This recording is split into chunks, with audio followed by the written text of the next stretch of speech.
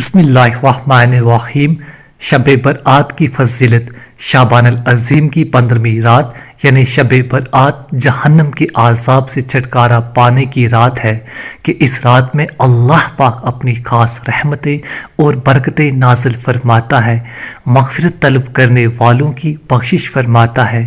روزی مانگنے والوں کو رزق دیتا ہے اور مصیبت زدوں کی مصیبتیں دور فرماتا ہے۔ چنانچہ حضرت سیدنا علی مرتضیٰ رضی اللہ عنہ سے روایت ہے، فرماتے ہیں اللہ پاک کے آخری نبی محمد عربی صلی اللہ علیہ وآلہ وسلم نے ارشاد فرمایا، جب شعبان العظیم کی 15ویں رات یعنی شب برات آئے تو اس میں قیام یعنی عبادت کرو، دن میں روزہ رکھو، بے شک اللہ پاک اس رات سورج غروب ہوتے ہی آسمان دنیا کی طرف نزول رحمت فرماتا ہے اور ارشاد فرماتا ہے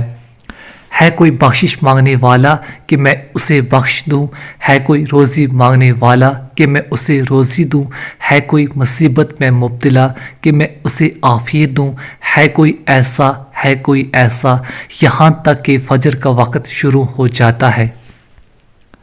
شب برات بلہائیوں والی رات ہے کہ اس رات میں اللہ پاک بلہائی کے دروازے کھول دیتا ہے۔